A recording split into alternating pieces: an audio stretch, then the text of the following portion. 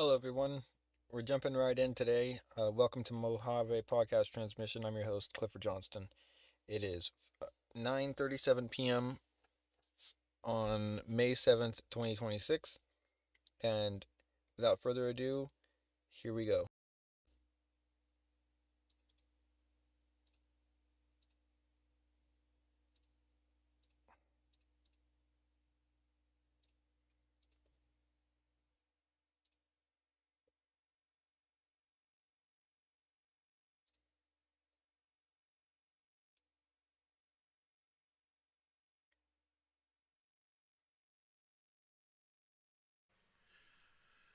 How's it going out there, folks? Welcome back here to a Thursday.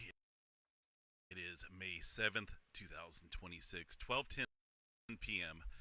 California time. Latest activity shows a 3.6 here across the Himalayas. Looks like around northern India area. Double checking the bells are off. We're recording. All right, starting off here in the States first, though, we got some activity stirring up right around the New Mexico and Colorado border this morning, just a short time ago, for a 4.0 earthquake outside of Trinidad. This area does get some earthquake activity, as you can see, in the last 30 days out there. This is the biggest earthquake, though, in the cluster of activity. Now, there is some fault systems out here, definitely some older faults that can, produce earthquake activity, some larger events. But this specific area, I pulled it up here, at this location, the coordinates there from that 4. Really quick, why I like the Earthmaster, he usually has, and he does today, has links in the description, current world earthquake map right there, and then your recent California and Nevada earthquake map there. Uh, geologist with the facts, so here we go. Like, this is why I watch him. It's just a little short 14-minute one, and I have to help my wife with the dog here in a minute. She's gonna need some help around 10. We gotta wait till 10, so that's the prerequisite. And so we'll probably get through this earthquake thing, and I gotta do a sound check, and I gotta do check the comments and a couple of other things. I eventually got to get a widget that applies the chat to the stream, so like I can see what's going on. Would be nice. Or like I gotta figure something out. You get what I mean? Like, I know there's tons of different chat widgets and stuff. I just gotta figure out the right one for me and then implement it into my OBS. That way I can stream multiple like I'm doing now through OBS and see the stream from everywhere else too, just through my OBS plugin. But anyway, back to the programming. So Pointer, and paid, if you right? zoom in, these Like, are not no, for real though, this guy is really camping good at what he sites does. for the He oil actually workers looks out up the here. If you sites zoom too, in, and doesn't it say, "Yo, this there was one's an a little earthquake here"? He makes sure pointer, there's and if like you if it's a zoom fracking in, area, he'll let you these know, are and not that's pretty important. You're just camping not sitting sites there, for shot eyeballing in the the oil dark. workers out here. If you zoom in, Seeing this one's a nuclear little blurry. explosions near Area I don't 51. believe these are So camping science sites I here. think if you want to come up Um, with a conspiracy theory about Area 51, some of you got these to say look that like they were they may destroying be evidence. oil That's why there were 17 earthquakes. pads out Not here just say there's potentially. nukes going up. They all got this Come on, man. identical We feature. don't need nukes anymore. Come That on, it's looks like so maybe old. some type of, Anyway, I don't know, oil operation out there. It's hard to tell. Those almost look like those oil, the pumps. When you like I said, go I through gotta do some Texas and stuff real quick Oklahoma, here. So they're going back and forth. That's exactly what those are. Each one of those see oil field. pads out here have the identical oil pumping thing there. There's another one as well. As you can see, the long neck that goes back and forth here as it pulls oil up out of the ground. So yeah, that's what's going on out there in the lots of oil fields here. Look at all these locations out there. One would think that this is a massive camping site, right? That'd be kind of cool. Go camping out there in the forested areas. I believe this has got some trees out there, but no, these are all oil fields. And there's been a decent uptick of earthquake activity out here across that area. And of course, the largest one so far, just striking a short time ago. So the North American plate out here, definitely under the crunch, under some pressure out here. Things increasing across the Texas area as well, across the Permian Basin, which is thousands upon thousands of oil fields out there. One earthquake outside the New Madrid seismic zone, 2.0. Normally, that's from last night as well. Normally, when we see things kick up like that, it's a good indicator of things moving out here, and that's when we need to watch New Madrid seismic zone. It seems like things start to increase out here across the eastern portion of the country once we see those oil fields start kicking up. There's another earthquake here late last night. It looks like a 2.2, but I'd continue to watch this area following this activity this morning there in the New Mexico, Colorado region, the oil fields out there. Yellowstone National Park, couple earthquakes out there this morning, so we better go double check, see what we got. I'm going to refresh this, make sure we got the latest data. And those earthquakes look like they're up here on the northwestern corner of the park, so we'll check out this seismograph station here, YMR. There's a couple of earthquakes, one from last night, one from this morning. Looks like about 3 o'clock this morning. The one from last night was a 1.5. 3 o'clock this morning, it does look like they reported 2 of them there, so nothing big. In fact, all those earthquakes are well below 2.0. Pacific Northwest for Washington area, not seeing anything major going on there today. Same for the Northern California area. We do have one earthquake up here, though, 2.5 at 11:23, so that was just about an hour ago. Out there, 3 miles deep there. Looks like that's associated here with the southern end of the Bartlett Springs fault. Fairly lengthy fault system here. It shows that it separates, but it's technically linked right here. Aside from that, fairly quiet up there across the Cascadia subduction zone for now. Little cluster of quakes in the last 24 hours near the Richmond area. That's just off the Hayward fault. The last earthquake this morning, a 1.2. There's another one down south here as well from last night. So a little bit of increasing pressure out there, creating some earthquake activity. Of course, the Bay Area is fairly well primed for some larger events. Southern California, we did have a 3-pointer out here this morning. A couple hours ago, 3.1 north of Barstow. That's out here in this little chunk of land south of the Garlock Fault shear zone, east of the San Andreas Fault. It does look like things are pressurizing out here today. When things kick up out here, that's a sign to watch the San Andreas Fault for sure, because these fault systems here are dependent on the shear zone up here to the north and the interaction between the Pacific and the North American plate, the plate boundary right here. So things are stirring up. Watch the San Andreas Fault. I don't see anything big going on there for now. In fact, the only earthquake above 2.5 is going to be that 3-pointer as indicated there outside of Barstow. Nevada, little cluster going on north of Warm Springs still. Got one earthquake in the last hour. The activity up around Fallon, a little light. Same for the area north of Las Vegas, but at any time, Nevada is stirring up a lot of earthquake activity here recently, so we just want to keep an eye on it. It could pop off another large event or two around the region. I do think it's an overall trend of seismic activity increase here across Nevada. A lot of these fault systems look like they're trying to wake up. All right, let's see what else we got out here across the globe. Largest event here in the last 24 hours goes to a 5.3 along the Kermadec Trench. Kermadec Islands, 25 miles deep there. Deeper earthquake activity follows that 5.3 around the Tonga region. Look at that, 5.1, 364 miles deep. But in terms of large movement, it's kind of a little light in terms of the magnitude out there. Yeah, we got 4 or 5-pointers out here in the last 24 hours, quite a few 4s, but nothing big yet. It is early today. Let's see if we got anything else stirring up out here across the earthquake 3D globe. Aside from the typical crunch zone going on there, the crunch plates out there around the Philippines, Indonesia area. That looks about typical. Some newer activity up here around the Japan region. There's a 4.7, but nothing big. New Zealand, 3-pointer. That looks like that's the latest quake here in the last 10 minutes around the North Island area. It's been quite active out here recently, but nothing major going on.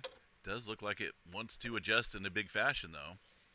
Australia, even a 3.1 out there. Been fairly active in that region recently as well. Oh, we did forget that 4-pointer. See that 4-pointer up there? that's north of the bay, hiding in this cluster of activity. Okay, it's Okay. kind of hard to tell, right? It's underneath a swarm of activity. But if you watch this channel and you know anything about the geothermal fields out here, they're almost always having earthquakes. In fact, this is the last 30 days of activity. 1,400 earthquakes. So today, a little bit more elevated than normal, and we did see a 4-pointer out here. Let's see if the USGS kept it at a 4.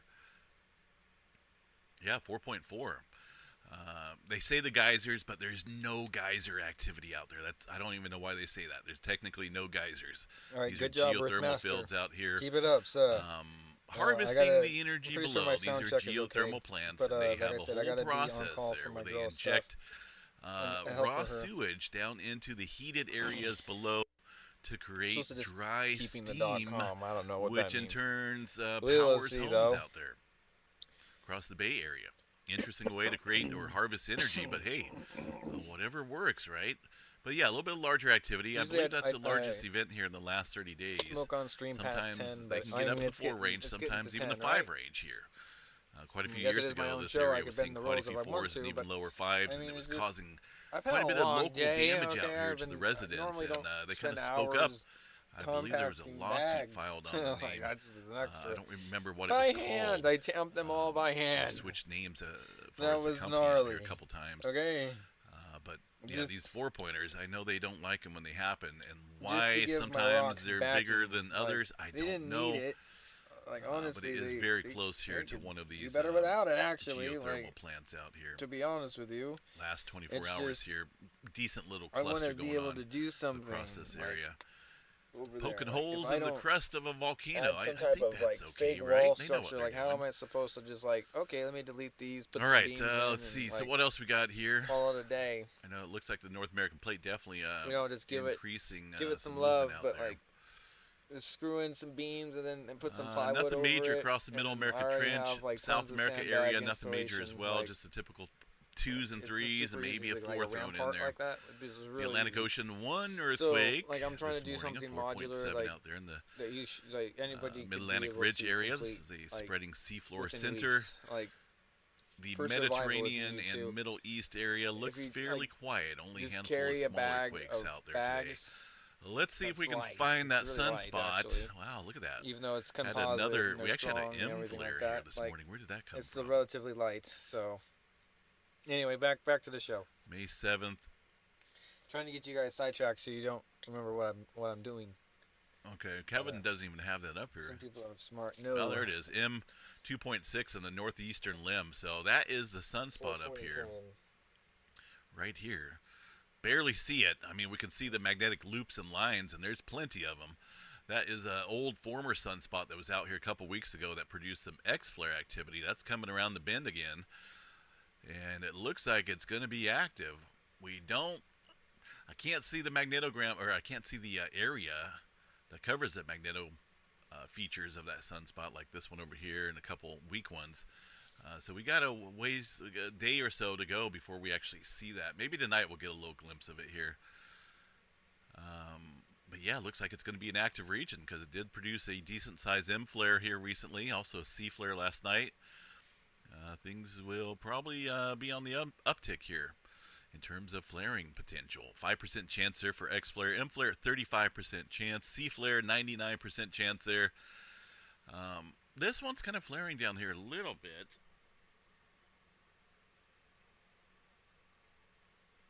Let's see.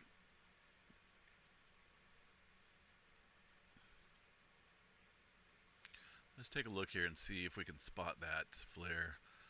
This is the sun, of course. It'll be towards the end of this 19-second video here. I want to watch out here, but maybe it's this region. Well, no, they said it was the northeastern limb, so watch this area over here. There it was. That was a C flare from last night. There's the M flare. Look at that. That is crazy. That's a. Let's see if I can find that. That is pretty gnarly how bright that is.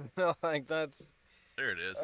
Look at that beautiful M flare. It may have been even a little bit stronger than what they're showing there because of the position of that sunspot. Even it is beautiful, it's out man. there on the far side of the sun still. But That's it what does world look we like live we're in. going to see the return of some active conditions out there, which is pretty neat. We'll keep an eye on that. No major roars in the forecast, but if that thing holds steady there, shooting off large flares and CMEs like that, then that will change. But for now, nothing major there in the Aurora forecast. Any close approach asteroids to the planet? Let's take a look here. This one newly discovered, coming in fairly close, but 300,000 miles. That's a pretty good distance. That'd take a long time to drive to. A long, long time. 40-foot bus-size asteroid there. Nothing major in terms of super close proximity for now. Nothing on the doom and gloom menu. Severe weather, that's shifted down south here where they included portions of Florida there in a slight risk category. There's a chance for some tornado activity, some wind, not so much hail. Hail threat limited out there across Texas. All right, folks, it's supposed to be about 89 degrees today here in Northern California, maybe 90. Going to be up around 100 or so towards the weekend and early next week. I'm not looking forward to it, but I do have the pool out for the kids. Make it fun for them that way. I try to keep them outside anyway. Being outside instead of just being on inside is way better for the kids, I think anyway. 4.2 out here across the Middle America Trench right now. So we set up the pool, and it should be nice. I'll probably jump in it myself there if I start getting too hot. But we'll find ways to stay cool out here for sure. Have a good one. Enjoy your Thursday. We will see you guys out here for the Thursday night update. Take care, folks.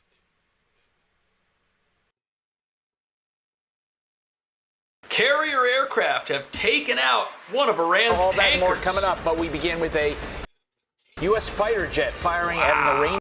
Okay, great job, by the way, Earthmaster. Good job, man. I like to say, like, you really are handling business, dude. Good job. Well, with the pool thing, like, yeah, like, if it's 100 out here in Cali, you want a pool, but, like, anyway. It's in violation of the U.S. blockade. I mean, it's funny he's got a kiddie pool. It's okay. He knows. It's about the budget I got for one. Anyway, rudder. The water and so everything the ship has Can't been drive stopped. without The that. U.S. military says the incident shows the U.S. blockade on Iranian ships remains in full effect, even as U.S. and Iranian officials continue to work to strike a deal. The president tells Brett Baer he is cautiously optimistic. Some of the key questions, though, include how to get the highly enriched uranium out of Iran and making sure the Strait of Hormuz is completely open. We're in good shape. And now we're doing well. Now we have to get what we have to get. If we don't do that, we'll have to go a big step further. But with that being said, they want to make a deal. We've had very good talks over the last 24 hours, and it's very possible that we'll make a deal. And here's why Iran's getting desperate. The United Arab Emirates snuck 4 tankers through the strait, which is supposedly under Iran's control. And according to the New York Times, Iran's oil sector is under pressure. Tehran says its oil may soon have nowhere to go. They're admitting that their entire economy is about to blow up. But do we have a deal? We're doing well. Now we have to get what we have to get. If we don't do that, we'll have to go a big step further. But with that being said, they want to make a deal. We've had very good talks over the last 24 hours, and it's very possible that we'll make a deal. The president says if they don't agree, the bombing starts at a much higher level and intensity than it was before. Now, I know we've heard that before. Yeah, we have. But sources say an agreement has never been closer, and morale at the White House is through the roof. Good. I can tell you that I was walking around in and out of the building yesterday, seeing a lot of action in the Situation Room with negotiators, and it looked like the mood was okay. POTUS told PBS that the Iran war... Let me pause this for a second. That's a perfect freeze frame to pause it on. That's the sound of freedom, folks. Picture of it right there, too. Look at that. All right, so what I'm trying to get at is they don't really have many options. Like, Iran doesn't have, like it can't do much. So in my opinion, they lost. Why? Oh, and this was the point I was trying to make originally, but I kind of, like, lost my train of thought there for a second. Okay, yeah, go on with the whole deal with,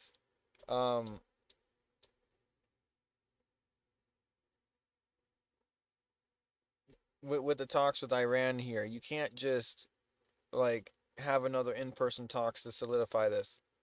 Like they wanna call them in right away, like, but it's already been done. Like we already did that, and like they took us for fools. Like, so we're gonna sit there and make sure that they know that like this is like the last chance. Like you're lucky we gave you this chance, let alone like the last two. And yeah, 47 years death to us. No, I think your economy can fall. Like that's fine. I think that's not our problem, right? So. Or has a very good chance of ending. Good. And told Fox that this could be wrapped up in a week. Oh. Well, I had a phone call with the president a short time ago, and he is optimistic about this deal, this memorandum of understanding. Thinks it is going to lead to things. He's cautiously optimistic, I should say. But thinks, and I asked him what the time frame would be. He puts it at a week, getting everything wrapped up. So Iran's tankers can't get into their own blockade, but everybody else's are getting out. The leverage that they thought they have is gone, and now that it's gone, what are they fighting for? This is what we're hearing. Iran must swear off ever having or seeking a nuclear weapon. Okay. Cold turkey. Their 3 main nuke sites But how do we trust them? Must be completely dismantled. And they can never do any work like this ever again underground. If they start digging, we start bombing. Inspections on demand, anytime, anywhere. If they throw up roadblocks, harsh penalties. Now, here's the key piece to the deal. No more enrichment. Okay. And they hand over all of their enriched uranium. We get it. Right. Trump was asked, well, is this a 20-year moratorium? Trump said, no, never. No more enrichment ever. Ever. Iran must reopen the strait, and while they do, we'll relax the blockade. Oh, interesting. We might unfreeze some of their money, but no sanctions relief until they show they're complying with the deal. So, the way that we're able to force these guys who don't want to agree to anything to do what they say is, since they want the blockade to disappear, they've got to let traffic flow through the strait unimpeded. If they do what they're supposed to do, the U.S. will allow them to also exit their little corner of the world. This is very simple. Iran cannot have a nuclear weapon because as tough as they are, we want to keep them alive. We want to keep all of you alive. Iran cannot have a nuclear weapon, and they won't. And they've agreed to that, among other things. They've agreed. This looks nothing like the Obama deal. Getting the uranium out, banning enrichment, destroying their nuke sites, none of that was in the Obama deal. And this is on top of shredding their military. And good luck rebuilding it because we wiped out all their defense factories and steel plants. Yeah. But the media doesn't believe any stuff of from it. China. You're facing an opponent right now in Iran that has refused to submit. You seem optimistic now as you may be closer to a deal. What's different about this moment now than in other moments where a deal has seemed close? Well, why do you say they refused to submit? You don't know that. You don't know what's going on behind U.S. ships a few days ago. Yeah, no, a few days ago is a long time ago. What's not to submit? That's right. So they had a Navy with 159 ships, and now every ship is blown to pieces, and their leaders are all dead. So I think we won. The fact that rogue elements of Iran's military were driving around in speedboats firing gave the media every single thing they needed to contest the idea that the U.S. had any leverage. It was all propaganda, them boarding ships, them floating around out there, them firing on stuff. None of it mattered. They can't get out of their own little blockade. It's crushing them. No one really knows what the deal is, and no one knows if Iran's even going to sign it. Neither country trusts each other. That's right. They've taken Americans hostage. But the president's being realistic. He says it's still too soon to send Kushner and Witkoff. He'd rather just do it over the phone. Right. Because, as you know, no one can predict what the regime does day to day. Right. We've had some good talks before, as you know, and all of a sudden the next day they're like, they forgot what happened. Yeah. Today, Wall Street erupted. The Dow shot up 600 points, close to 50,000. The S&P and NASDAQ broke fresh, all-new highs. That's crazy. And Brent crude down over $10 a barrel. Oh, and Trump's killing the economy. He's trying to take out America with this war of vengeance. That's what they're saying. Now, here's the S&P 500 going all the way back to 2001. Where are the wars? Can anyone tell me where the wars are? We know where 2020 is. That's right here. We know there was that big slump in Biden's second year. We can see that. But where's the conflict? Where are the temporary conflicts that President Obama got us involved in? Where's all that stuff? This is going to end before people get done complaining about it, that's for sure. I thought we'd be down maybe 20%, and we're up. The stock market's higher now than when we started this war. Wow. And I thought oil prices would go to $200, $250. It's at $100 now. And I think you're surprised, and I'm surprised. But even if it went to 200, it would have been worth it. Yeah, the and bulls it wouldn't are out be on forever. the street. Billionaire money managers say they can see victory, and it was worth it. It shouldn't be a bipartisan issue, right? You have a nearly nuclear launch-capable Iran that we've set back in a very dramatic way. They've been the major driver of terrorism around the world. Right. They're a fierce enemy of the United States. They threatened kind of global shipping, energy, et cetera. And now the president and our military are getting that completely under control. Right. I think we're almost done. I think it's weeks as opposed to many months. And that's what they're telling all their clients. The smart money is getting back in because it knows that this thing isn't where the people who wanted to see Obama's deal come to fruition are saying it is. David Ignatius, looking into the president's thinking, he is kind of a 2-week kind of guy, meaning he likes things one and done in 2 weeks. I think we could find a number of situations where he's always kind of given things that kind of timeline. Oh, my goodness. From what we have seen so far, how prepared is this administration to deal with all the consequences, of bombing Iran? I mean, the stock market's up. So it's going to be freedom over there. President Trump is looking hard for the exit ramp from the Iran conflict. That's clear. Yeah, is it? To who? To the people that are putting all their money in the market? To the troops that never actually had to put boots on the ground over there? To any of the advisors and generals that are celebrating that this thing is almost wrapped up? To oil that's going this way? You can't make this stuff up. Look, Trump is trapped. He's stuck. Can't get out. It's weeks as opposed to many months. Weeks. It's a few months as opposed to it's not years. This is toward the tail end of a war. You know when the fighting's over? The French show up. The Charles de Gaulle aircraft carriers just crossed the Suez Canal going into the Red Sea. Great timing, guys. Meanwhile, great news for American sailors. The USS Gerald Ford is headed home after the carrier broke the record for the longest deployment since Nam. Wow. The blockade, though, stays. Yeah, it has to. We have it very much under control. The blockade is unbelievable. The Navy's been incredible. The job they did, it's like a wall of steel. Everybody said, there's going to be boots on the ground. Trump's trying to evade. He's putting American lives at risk. He wants to send us into a forever war as 0 troops touched the ground. They still might have to for some reason, but that has not happened yet. And the whole idea of there being a deployment, these amphibious assault ships going over there, that was all a smokescreen to keep these guys guessing. In particular, the Iranians, they're not getting anything through one way or the other, so they're out of business. Yeah, out of business. Today, the Iranians tried to test the blockade, and it didn't end well. Central Command says an Iranian-flagged vessel attempted to breach the U.S. naval blockade earlier today. That was stupid. CENTCOM says the vessel was warned multiple times before U.S. forces fired on it. The shots came from the 20-millimeter Gatling gun of an FA-18 Super Hornet that took off from the USS Abraham Lincoln aircraft carrier. Marksmanship. The quarantine's already turned around 52 ships. It's airtight. And Project Freedom was showing progress before Trump paused it. In just the first 24 hours, 11 ships sailed safely out of the strait. That proved to Iran that they've got absolutely nothing. There is nothing that they can slap down on the table and say that if you don't do what we want, we're going to keep doing this thing. The thing that they thought they could threaten America with in the world does not exist. And this entire negotiation strategy by the Trump administration, now we're starting to see what it is. It was just the removing of leverage this entire time. Get rid of the military, the Air Force, the Navy, their ability to fire drones and ballistic missiles, totally incapacitate them, cut off their economy, trap them completely, and while they're trapped, let everybody else go back to business as usual. That just proved they got nothing. Here's that Trump paused it as a good faith gift to the Iranians so they can save face to get a deal done. Right. Watching the U.S. Navy let every single ship in the world out of the Persian Gulf except yours would have been too much to stomach. Right. The president can always redeploy our guided missile destroyers like the USS Truxtun.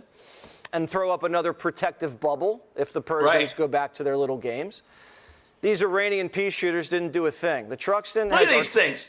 We were told that these little boats that you could take out in a canal somewhere and go bass fishing, that these things were going to shut down the world economy. People really believed that. The Truxton has artillery guns on deck, mounted machine guns, surface-to-air It's like a pickup truck with a machine gun. Same thing. Plus 400 sailors on board with Apaches and Seahawks circling overhead. Anything the enemy sends out, if it flies, it dies. If it swims, it sinks. Right, that's their Navy now. Even though we can get ships out, Lloyd's doesn't want to underwrite a voyage under enemy fire. They have to have confidence it'll be smooth sailing. Once confidence is restored, and it looks like that's going to be done diplomatically, we think, we hope. We hope. The Strait will open and prices at the pump will come down. But now the question is, what's next for Iran if this happens, if this opens up? What are they looking at over there? Iranians are reclaiming public spaces, notably women, who are increasingly daring to go out with their heads uncovered, dressed in Western-style clothing. Oh. Choices that were unimaginable not long ago. Why were they unimaginable? And that this Tehran resident proudly supports. Because of their government. We've paid a hefty price to be able to put the veil aside and achieve what we want. Wow. This is a major victory we've managed to secure, and we will defend this victory tooth and nail. We won't give up. This is the capital Yet wearing right now. the hijab still remains mandatory for women under the Islamic Republic, which cracked down on demonstrations following the... This is a sign of rebellion against their government and against their leaders. They might not be out there in the street, torching cars like it's Portland, Oregon, but when you look at these images, this is resistance. This gradual shift away from the headscarf has not, as of yet, sparked a reaction from the authorities. Crazy. They have even relaxed some restrictions. For example, since February, women are allowed to drive motorcycles. Why are we not allowed to drive? This is so backwards. This is so crazy. When you just look at what's going on in this country, everything the Secretary of State just said about Iran makes total sense. I don't know of any country in the world where there's a bigger difference between the people and the people who run the country. Okay, this country is run by radical Shia clerics. And that's not what Iran and the Iranian people are. Now, they may be Shia, but they're not radicals and they're not clerics, and they just want a normal life and a regular life, and in many ways a very cosmopolitan country with an incredible history and incredible legacy and the like. So there's this huge divide between the people of Iran, whom we sympathize with, and who the president sympathizes with, because they're the ones suffering. Who doesn't have sympathy for these poor folks? They just want to go out and walk down the street and live a normal life and drive a vehicle in 2026. Yet Trump's the one who's unreasonable. Yet doing anything that might help these folks is unreasonable. Drive motorcycles, something that was previously forbidden. Why would that be forbidden? Another new development, politics is being openly discussed in the media and at some culture centers. Like here. Since mid-April, debate evenings have been held each night to discuss the country's current situation with the war in the Middle East. Because if there's debate, that means people disagree with the regime. We invite various artists and intellectuals to speak and engage in dialogue. We can listen to different perspectives. The fact that people are even talking about, hey, we might not be on the right track is a sign of resistance. You got to remember, the protests that we saw in Iran, those were met with a heavy crackdown. And like the woman said, people here have been fighting very hard just to get back some of their basic freedoms. And I think that it is very obvious that the people that we're seeing here do not want the regime to continue. We've invited members from the axis of resistance, supporters or opponents of the regime. I thought there was no resistance. They sat face to face and talked to one another. That's what CNN's telling us. Everyone's on board, but nope. Such dialogue already existed online, but debating openly in public is a new sign of resistance. These gatherings are a welcome change for Asfanef. This helps give us a better understanding of everything we have lived through. And it lets people know that, hey, you're not alone. If you think that it would be better if people could drive a motorcycle and if people could walk down the street in a manner that they so choose and have an element of personal freedom that they take with them wherever they go. This is stuff that we take for granted in America every single day. And this could be the future for Iran very soon. And if any of us needed any further evidence that this thing is about to wrap up, Here it comes. France's aircraft carrier, the Charles de Gaulle, is on the move. It has left the Mediterranean and transited through the Suez Canal in Egypt. Look at this thing. The repositioning of Europe's most powerful warship is part of a plan set up by France, the UK, and some 50 nations Napoleon's to restore Navy. long-term maritime security along the Strait of Hormuz in the future. Emmanuel Macron said he'd spoken to Iran's president on Wednesday about the deployment. And he explained on social media that France is moving the aircraft carrier from Sweden to the Mediterranean to the southern Red Sea is a defensive move and not entering into the war. The multinational mission that France and the United Kingdom have set up can help restore confidence among ship owners and insurers. This was mentioned earlier. The insurance of the ships traveling through the strait. That's a big deal. Insurance companies aren't going to underwrite a vessel which is worth too much to lose sailing through the Strait of Hormuz if there's no guarantee that that vessel will be protected. And Trump has said this multiple times. He said, we're getting to a point where we're going to be able to hand this thing off to the people who really rely on it. And that would be Europe that imports all of its energy. And here comes the handoff. We're looking at the handoff. Of course, they're not going to give Trump credit for it, but we know what's going on. It will, by its very nature, be distinct from the warring parties. Right. The pre-positioning of the aircraft carrier Charles de Gaulle fits within this context. Of a handoff. Mid-April, the British Prime Minister laid out the broad lines of the post-war mission. Three enemies that are united by their hatred of Trump. With France, the UK will lead a multinational mission to protect freedom of navigation as soon as conditions allow. Yeah, as soon as there's no war. This will be strictly peaceful and defensive as a mission to reassure commercial shipping and support mine clearance. It's all about the insurance. With regional nations and global economies increasingly feeling the effects of the Iranian blockade,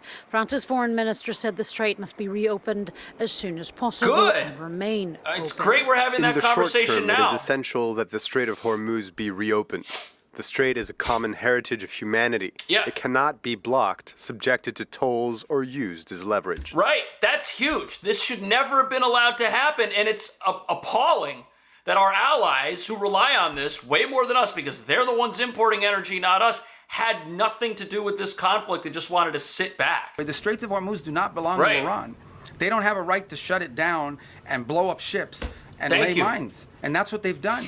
That needs to be addressed. Otherwise, and it cannot be normalized. Under no circumstances can we live in a world where we accept, okay, this is normal. You have to coordinate with Iran. You have to pay them a toll in order to go through the Straits of Hormuz. Not only is that unacceptable in the Straits, you're creating a precedent that could be repeated in multiple other places around the world. The whole world should join us in this condemnation, and the whole world should join us in doing something about it, by the way. It shouldn't just be us. We're hoping to get countries. We're going to give them a chance to do something about it at the United Nations. It looks like they're going to take that chance, but you got to understand something here. If a country, because of its geographic location and the fact that it has ballistic missiles, is able to threaten everybody who has to drive through its specific valuable geographic location, they're now getting a cut of the world economy. And like the Secretary of State just said, if you let it happen here, it's going to happen at every other global choke point. We're going to have world conflict and upheaval all over the place. The best thing for peace is for this handoff to happen ASAP. I don't think there's a whole lot of time left in this thing. I think that the opponents of its future success are going to be complaining about that success for a long time, and they're going to tell us three things. They're going to tell us that Trump didn't accomplish his objectives. That's what they're going to say, even though the only way this ends is if Trump accomplishes his objectives. The second thing they're going to say is that life is now worse in Iran for people. They're going to try to make that claim, even though we're seeing that inside Iran right now, people have more freedom than they did before this thing started. And the third thing they're going to say is that Trump destroyed the U.S. economy and that we're still not recovering from that. And we've still got a long way to go. They're going to say those three things. Am I missing something? Let me know. Is there a fourth thing? See you in the next video.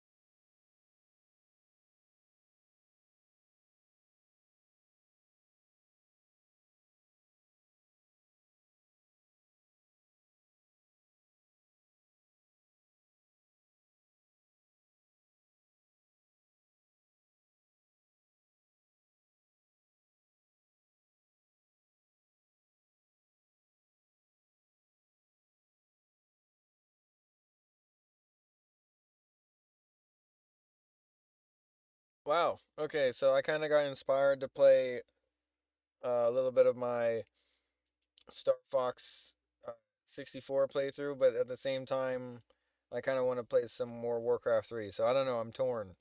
Uh, but this is going to conclude our session for today for my hobby podcast transmission.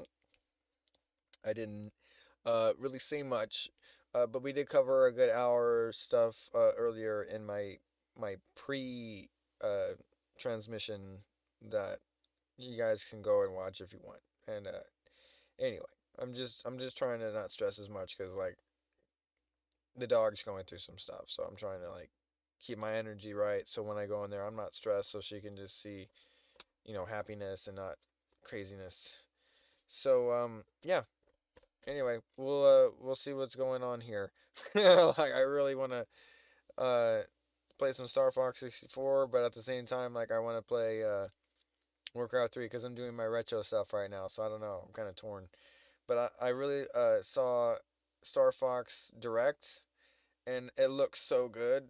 Like I'm not gonna lie, like they really took their time to like remaster everything. Like and I like even like obviously like since it's based off of 64, you have to do specific things to get to the left side of Andros, which is you're fighting the brain and not just the face and the arms.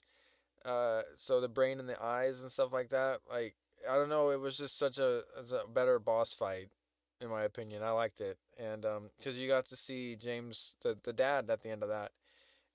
The other side you never got to see that. So anyway, I'm kind of spoiling it for people who haven't played it, but I don't care. Like I don't. This game's been out for so long. Come on, guys. But anyway, I appreciate it. I like how they did it, and I did always play in Smash Bros. Fox McCloud because the laser gun and all that. It was always fun. I didn't know they had a Star Fox Adventures. I gotta go through and play that. And yeah. Anyway, thank you guys for watching. Make sure you like, comment, subscribe, and share this with other people who like content and gaming. And catch you